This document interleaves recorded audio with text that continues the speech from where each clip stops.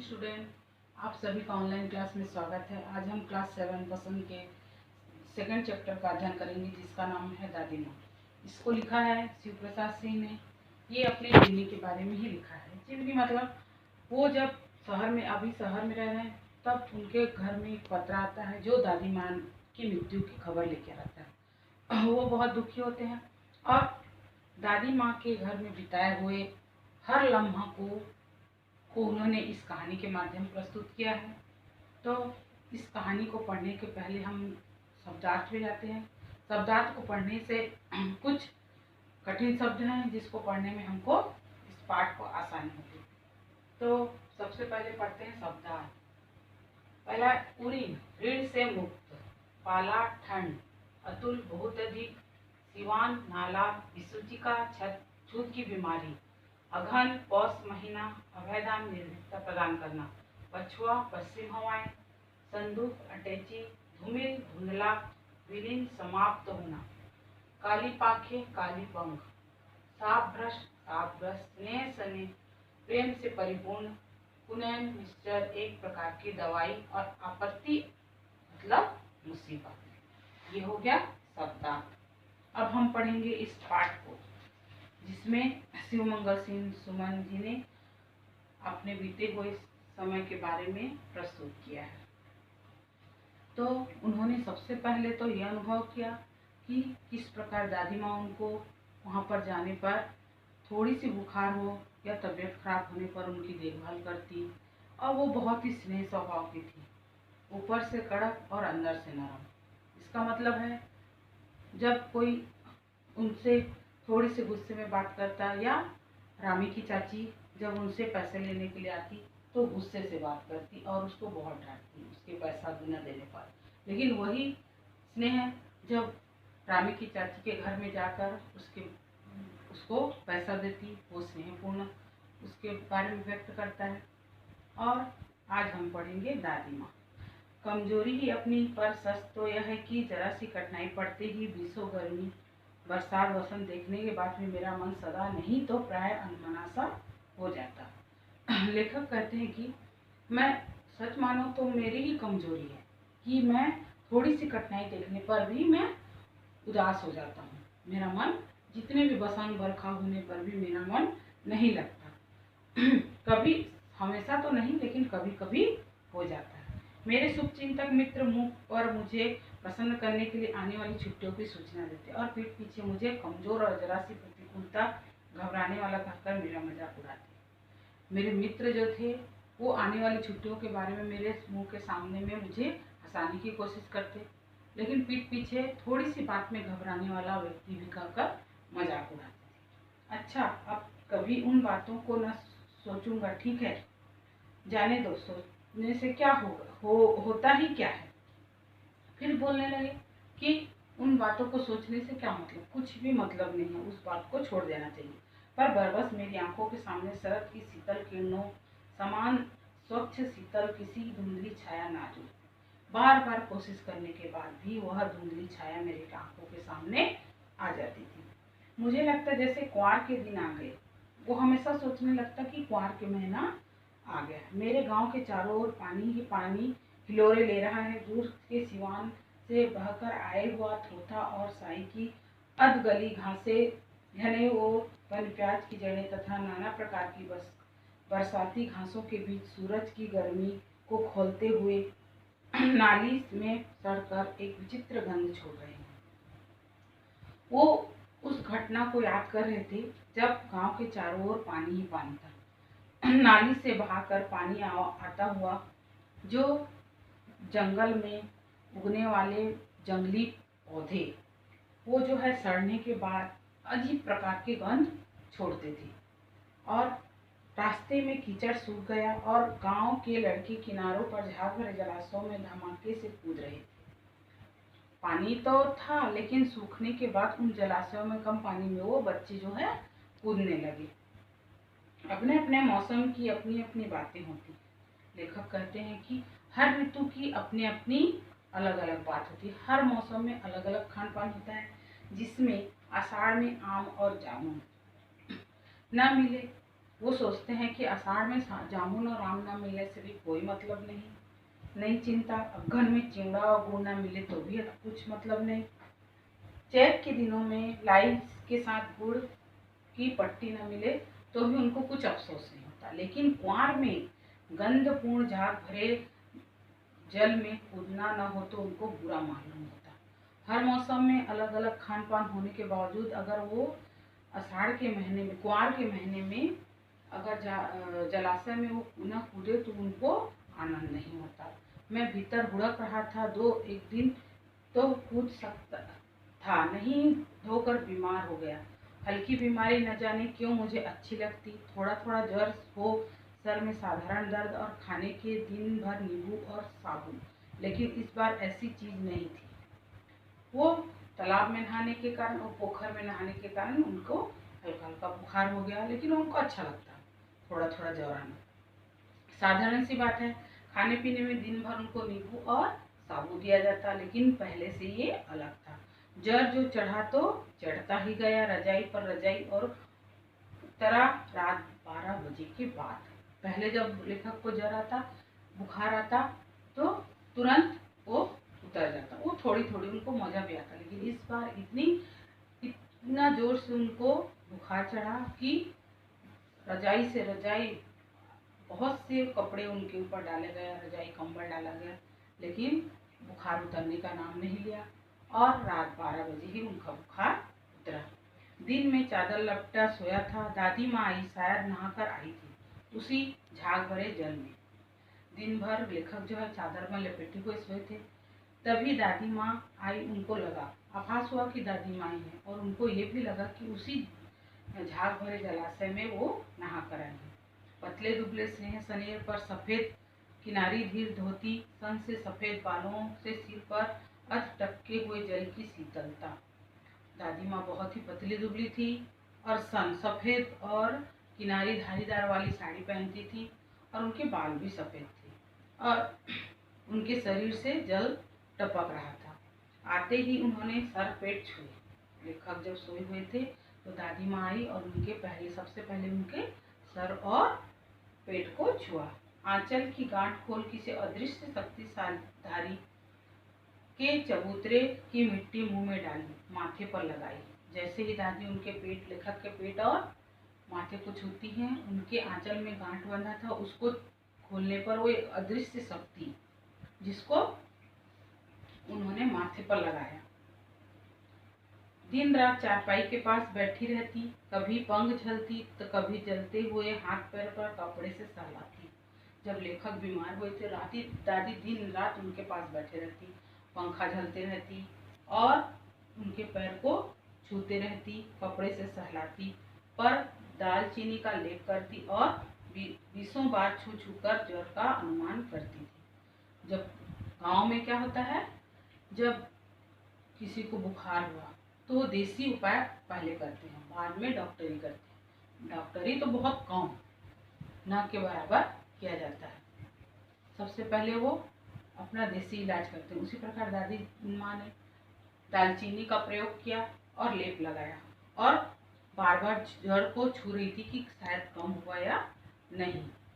हांडी में पानी लाया ही नहीं, उसे पीपल की छाल में छोंक का कि नहीं, खिचड़ी में मूंग की दाल एकदम मिल तो गई, कोई बीमार घर में सीधे बाहर से आकर तो नहीं चला गया। यदि लाखों प्रश्न पूछ पूछ कर घर वालों को परेशान कर देती। दादी माँ हर बात की चिंता करती, घर में होने वाले हर एक काम के बारे में। शायद उनको लगता कि कोई बीमार है तो कोई आकर चला तो नहीं गया, खिचड़ी में दाल लगी है कि नहीं, ये सब बातें वो सबको पूछ पूछ कर परेशान करती। दादी माँ को गवई गांव की 50 किस्म की दवाएं के नाम याद थे। क्या होता है, गांव के लोग बहुत ही अनुभवी होते हैं, जो बुजुर्ग होते हैं बहुत ही अनुभवी, उनको बहुत से दवाइयों के नाम याद होते हैं और बहुत जानकारी होती है। उसी प्रकार दादी माँ को भी बहुत सी दवाइयों के बारे में मालूम था। गांव में कोई बीमार होता तो उसके पास पहुंचती और वहाँ काम हाथ छूना, माथा छूना, पेट छूना, फिर भूत से लेकर मलेरिया सरसाए, निमोनिया तक का अनुमान स्वास्थ्य से साफ सुनाती है।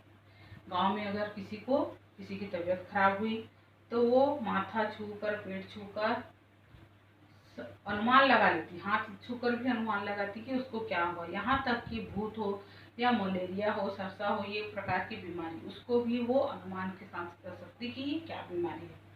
महामारी और विसूचिका के दिनों में रोज सवेरे उठकर स्नान के बाद लवंग और गुड़ मिश्र जलधार, गुलगुल और धूप सफाई कोई इसे उनसे सीख ले। जब प्राय देखा गया है कि गांव में छूत की बीमारी अधिक होती है, क्योंकि लोग सफाई का बहुत कम ध्यान रखते हैं, जिसके कारण वहाँ पर छूत की बीमारी, बहुत अजीब अजीब बीमारी होती है। तब दादी माँ को भी उपाय पता था कि गुड़ और मिश्री से वो गुंगुल धूप से वहाँ पर उस बीमारी का इलाज करती थी। दवा में देरी होती, मिश्री और शहद खत्म हो जाता या चादर का कोई खिलाफ नहीं बदल जाते तो वैसे पागल हो जाती। अगर कुछ सामान खत्म हो जाता वो बहुत गुस्सा होती। मैं महाराज अपने बुखार तो मुझे अब भी आता है, नौकर पानी दे जाता। मैं महाराज अपने मन से पकाकर खिचड़ी या साबू डॉक्टर साहब आकर नाड़ी देख जाते और कुनेन मिश्र की शीशी पिटाई के डर से बुखार भी भाग जाता। पर न जाने क्यों बुखार को भुलाने का जी नहीं होता है ना। आकर डॉक्टर देखते और देखने पर उस बीमारी का इलाज भी करते थे। किशन भैया की शादी ठीक हुई। दादी माँ के उत्साह और आनंद का क्या कहना। लेखक के पिताजी और उसके भाई गांव में रहते थे, जिसमें उनके भाई की शादी ठीक हो गई, जिसमें दादी माँ बहुत ही खुश हुई। दिन भर गायब रहती, सारा घर जैसे उसने सर पर उठा लिया हो। क्या होता है, जब गांव में या घर में कोई बुजुर्ग व्यक्ति होते हैं, कुछ मुख्य कार्य घर में होता है, शादी ब्याह जैसे नामकरण कुछ भी हो, तो उसमें बड़े लोग बहुत ही उत्साहित होते हैं और अपने आप को ही सर्वेसर्वा मानते हैं। वो सोचते हैं कि उनके बिना इस घर में कुछ भी कार्य नहीं होगा। उसी प्रकार किशन भैया की शादी में वो अपने आप को बहुत ही महत्वपूर्ण करके वो सोचती थी कि यहाँ पर उनके बिना कुछ नहीं होगा और इधर उधर घूमते रहती। पड़ोसी आती, बहुत बुलाने पर दादी माँ आती। बहन बुरा न मानना, कार पर कोच का घर ठहरा, एक काम अपने हाथ से न करूँ तो होने वाला नहीं। जब पड़ोसी आती तो दादी माँ अपने आप से ही कहती कि शादी वाला घर है और अपने आप एक हाथ में अगर मैं ये काम ना करूं तो यहाँ पर कुछ भी काम होने वाला नहीं है। जाने क्यों सभी जानते कि दादी माँ कुछ करती नहीं, पर किसी काम में उसकी अनुपस्थिति वस्तुतः विलंब का कारण बन जाती है। सब जान रहे थे कि दादी माँ कुछ काम नहीं करती, लेकिन अगर वो न रहे, थोड़ी देर के लिए वो इधर उधर चली जाए तो काम न होने के बराबर होता। उन्हीं दिनों की बात है। एक दिन दोपहर में एक घर लौटा, बाहरी निकसार में दादी माँ किसी पर बिगड़ रही थी। लेखक कहते हैं, एक दिन वो बाहर से आए, तभी घर के किनारे में दादी माँ किसी को गुस्सा कर रही थी। पास में कोने दुख की रामी की चाची खड़ी थी। सो न हो धन्नो, रुपए समय सूद के ब्याज दे दे। लेखक को लगा कि वो रामी चाची है, तो दादी माँ उसको कह रही थी कि सूद समेत उसको पैसा दे दे। तेरी आंखों में तो शर्म है नहीं, मांगने के समय कैसे आई थी। पैरों पर नाक रगड़ती थी, फिर किसी एक पाई भी न दी। अब लगी है आजकल करने, फसल में दूंगी। अब क्या तेरी खातिर दूसरी फसल कटेगी। दादी माँ रामी चाची गुस्सा हो रही थी कि जब पैसा लेने के आई थी तो कैसे नाक रगड़ रही थी और मुझे पैसा दे बोल रही थी, और जब पैसा मांगने पर तो आज फसल कटेगा दूंगी, कल फसल कटेगा दूंगी, तेरे लिए क्या अलग से फसल कटेगा। ये सब कर वो बातें बोलकर रामी चाची को गुस्सा हो रही थी। ये सब बातें लेखक देख रहे थे। दूंगी मालकिन। रामी की चाची रोती हुई दोनों हाथों से आंचल पकड़े दादी माँ के पैरों की ओर झुकी। वो गिड़गिड़ा रही थी कि मैं तुम्हारा पैसा दे दूंगी। और दोनों हाथों से अपना साड़ी का आंचल पकड़ी हुई थी और दादी के पैरों में झुककर माफी मांगने लगी। बिटिया की शादी है, आप न दया करेंगी तो इस बेचारी का निस्तार कैसे होगा। रामी चाची बहुत रो रो कर गिड़गिड़ाने लगी कि मेरी बेटी की शादी है और आप दया नहीं करेंगी तो कैसे चलेगा। हट हट, अभी नहा के आई हूँ। दादी माँ पीछे हट गई। जाने दो दादी, मैंने इस अप्रिय प्रसंग को हटाने की गरज से कहा। बेचारी गरीब है, देगी कभी। तभी लेखक ने दादी को टोकते हुए कहा कि ये तुम्हारा पैसा दे देगी, क्योंकि लेखक जान रहे थे कि आगे बात बढ़ सकती, इसीलिए उन्होंने उस बात को टालते हुए दादी माँ को रोका। मैं चुपके से आंगन की ओर चली गई। एक दिन बीत गए, मैं इस प्रसंग को एकदम भूल सा गया। एक दिन रास्ते में रामी की चाची मिली। चुपके से लेखक जो है आंगन में चले गए। दिन भी बीत गया और उस बात को सभी भूल भी गए। लेकिन एक दिन रास्ते में रामी की चाची मिली लेखक को। वह दादी को पूतों फलों दूधों नहाओं का आशीर्वाद दे रही थी, है ना। वह दादी को पूतों फलों दूधों नहाओं का आशीर्वाद दे रही थी। मैंने पूछा क्या बात है। धन्नो चाची तो विहल होकर कहा, पूरी हो गई बेटा, भगवान भला करे हमारी मालकिन का। कल ही आई थी, पीछे सभी रुपया छोड़ दिया, ऊपर से 10 रुपए का नोट देकर बोली, देखना धन्नो, जैसी तेरी बेटी वैसी मेरी, 10-5 के लिए हंसाई न हो। देवता है बेटा, देवता। तभी उसने लेखक को कहा कि उनके कारण मेरी बेटी का विवाह हो गया। उन्होंने 10 रुपए भी दिए और जितने पैसे मैंने उनसे ऋण के रूप में लिया था उसको भी उन्होंने छोड़ दिया। और वो बहुत ही दयालु हैं, उनके समान देवता यहाँ पर नहीं है। उस रोज तो बहुत डांट रही थी। मैंने पूछा। तभी लेखक ने रामी की चाची को पूछा कि उस दिन तो बहुत डांट रही थी, आज कैसे उनका मन परिवर्तन हो गया। वह तो बड़े लोगों का काम है बाबू, रुपए देकर डांट भी न तो लाभ क्या है। तभी रामी चाची ने कहा, बड़े लोग की यही तो एक कला है कि वो लोगों को रुपया दे माफ भी कर देते हैं और डांटते भी हैं। मैं मन ही मन इस तर्क पर हंसता हुआ आगे बढ़ गया। रामी चाची की बातों को सुनकर लेखक बहुत हंसे और आगे अपने काम में निकल गए। किशन के विवाह के दिनों की बात है। विवाह के 4-5 रोज पहले से ही औरतें रात भर गीत गाती हैं। जब किशन भैया का विवाह का दिन आता है तो 4-5 रोज से औरतें जो है गाना बजाना करती है, क्योंकि गांव में विवाह जब होता है तो 4-5 दिन से विवाह का कार्यक्रम चलता है। लेकिन शहरों में क्या होता है, 3 दिन या 1 दिन में ही विवाह संपन्न होता है। लेकिन गांव में जो है अनेक प्रकार के रीति रिवाज को संपन्न करते हुए बहुत धूमधाम से उस विवाह को करते हैं, जिससे जब किशन का विवाह हुआ उसी प्रकार दादी ने भी 4-5 दिनों का कार्यक्रम रखा हुआ था। विवाह की रात में अभिनय होता, वह प्राय एक ही कथा का हुआ करता था। जब गांव में अभिनय होता तो एक कहानी या कोई लोकगीत को लेकर उसको अभिनय किया जाता था।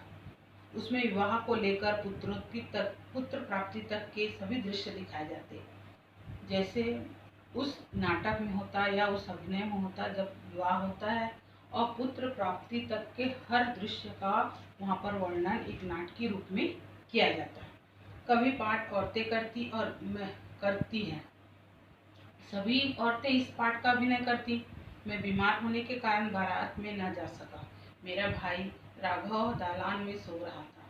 देखिए, लेखक जो है किशन भैया की शादी में बारात में जा नहीं सके, क्योंकि उनकी तबीयत बहुत खराब थी और उनका भाई राघव भी दालान में सो रहे थे उनके साथ। वह भी बारात में जाने के बाद पहुँचे। औरतें भी उस पर आपत्ति की। दादी माँ बिगड़ी, लड़के से क्या पर्दा, लड़के और बरहा का मन एक सा होता है। जब औरतें मिलकर अभिनय कर रही थी तो वहाँ पर पुरुषों का काम नहीं। गाँव में अधिकतर महिलाएं ही सभी अभिनय करती हैं। तभी सभी लोग बोलने लगे कि यहाँ पर पुरुष को नहीं होना चाहिए, लेखक को। लेकिन दादी माँ ने कहा कुछ नहीं होता, इनका होने से यहाँ पर कुछ नहीं होता। मुझे भी पास में एक चारपाई पर चादर उठाकर दादी माँ ने चुपके से सुला दिया। बड़ी हंसी आ रही थी। सोचा कहीं जोर से हंस दूं, भेद खुल जाए तो निकाल बाहर किया जाऊंगा, पर भाभी की बात पर हंसी रुक न सकी और भंडा फोड़ हो गया। दादी ने क्या किया, लेखक को एक चादर उड़ाकर वहीं अभिनय स्थान पर सुला दिया। तो जिस अभिनय को किया जा रहा था वो बहुत ही हंसी मजाक का अभिनय था, क्योंकि स्त्रियां कर रही थी, हर प्रकार की ठिठोली मजाक किया जा रहा था, तो वो अपने आप को रोक नहीं सकी। जब लेखक की भाभी ने वो अभिनय किया तो अपना हंसी रोक नहीं पाए। वो सोच रहे थे कि ना हंसूं, अगर हंसूं तो मुझे यहाँ से निकाल दिया जाएगा, लेकिन वो अपनी हंसी को रोक नहीं पाए और वो सभी जान गए। देवू की माँ ने चादर खींच ली। कहो दादी, वह कौन बच्चा सोया है, बेचारा रोता है, शायद दूध तो पिला दूं। हाथापाई शुरू हुई। दादी माँ बिगड़ी, लड़के से क्यों लगती है। देवू की वहाँ पर उपस्थित महिलाओं में देवू की माँ एक महिला थी, जो लेखक के चादर को खींच दी। खींचने के बाद दादी माँ को कहा, देखो दादी माँ, ये एक बच्चा है, लाओ इन्हें दूध पिला दो। तो और दोनों में हाथापाई होने लगी। तभी दादी माँ ने कहा, क्यों बच्चे से झगड़ा करती हो। सुबह रास्ते में देवू की माँ मिली। कल वाला बच्चा भाभी, मैं वहीं से जोर से भागा और दादी माँ के पास जाकर खड़ा हुआ। वस्तुतः किसी प्रकार का अपराध हो जाने पर जब हम दादी माँ कुछ हया में खड़े हो जाते, वरदान मिल जाता। तो जब रास्ते में देवू की माँ मिली, तब वो फिर से बोलने लगी कि वो बच्चा कहाँ है। तो वो दादी के पीछे खड़ा हो गया। तो लेखक बोलने लगे कि जब हमको कुछ मुसीबत आती है तो दादी माँ की छाया में हम जैसे अपने आप को बहुत सुरक्षित महसूस करते हैं। स्नेह और ममता की मूर्ति दादी माँ की एक एक बात आज कैसी कैसी मालूम होती है। वो सोचने लगे कि ममता और स्नेह दादी माँ की हर एक बात बहुत ही कैसी उनको मालूम होती है। परिस्थितियों का वाद्यचक्र जीवन को सूखे पत्ते सा कैसा नचाता है। परिस्थिति ऐसी हो जाती है कि मनुष्य को उसमें अपने आप को परिवर्तित करना ही पड़ता है। इससे दादी माँ खूब जानती थी। दादा की मृत्यु के बाद से ही वे बहुत उदास रहती। लेखक कहते हैं कि वो पहले बहुत हंसमुख थी, लेकिन जैसे ही दादा की मृत्यु हुई तो वो बहुत ही उदास रहने लगी। संसार उन्हें धोखे की टट्टी मालूम होता, मतलब वो संसार को धोखेबाज समझने लगी। दादा ने उन्हें स्वयं जो धोखा दिया था, वो सदा उन्हें आगे भेजकर अपने पीछे जाने की झूठी बात कहा करते थे। हमेशा दादाजी कहते थे कि तुम पहले बाद में जाओगी, मैं पहले। दादा की मृत्यु के बाद कुकुर मुत्ते की तरह बढ़ने वाले मुंह में राम बगल में छुरी दोस्ती भी की शुभचिंता ने स्थिति और भी डावाडोल कर दी। दादा के श्राद्ध में दादी माँ के मना करने पर भी पिताजी ने अतुल संपत्ति व्यय की और घर की तो थी नहीं। यहाँ पर लेखक बहुत अच्छी बात कहते हैं कि जब दादा की मृत्यु हुई तब उनके पिताजी ने और उनके भाई ने बहुत ही अतुल संपत्ति उस श्राद्ध में व्यय कर दी और बुरी संगति में रहकर बहुत ही पैसा गंवाया। दादी माँ अक्सर उदास रहा करती।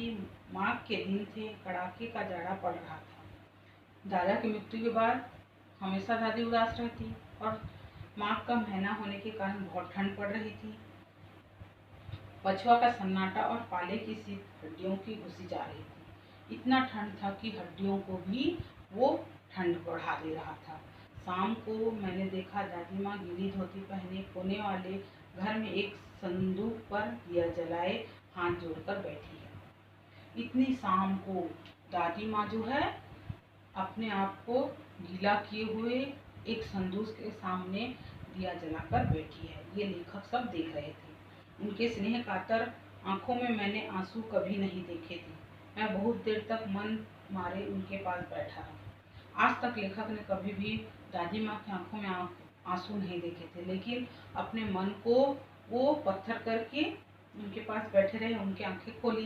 दादी माँ, मैंने धीरे से कहा, जैसे ही दादी माँ ने आंखें खोली, उन्होंने दादी माँ को कहा, क्या रे, तू यहाँ क्यों बैठा है?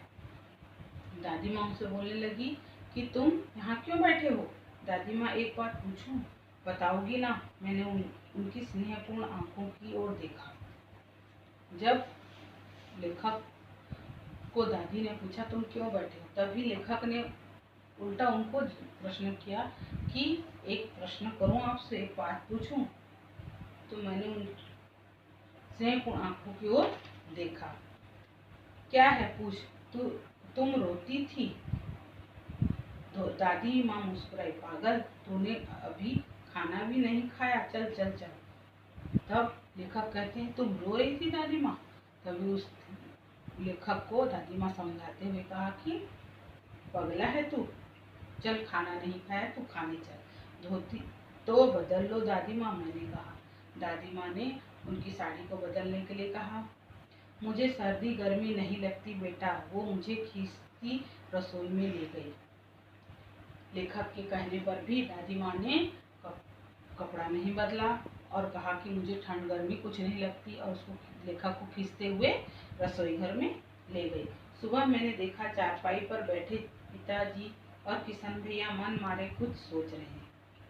सुबह लेखक ने देखा कि किशन भैया और उनके पिताजी है कुछ सोच रहे थे। क्या परेशानी है उस लेखक को पता नहीं था। दूसरा चारा ही क्या। बाबू बोले, रुपया कोई देता नहीं, कितने के हो? अभी पिछले भी बाकी। वो रोने रोने से हो गए। दोनों आपस में बात कर रहे थे कि कोई हमको पैसा देने वाले नहीं है, अब क्या किया जाए।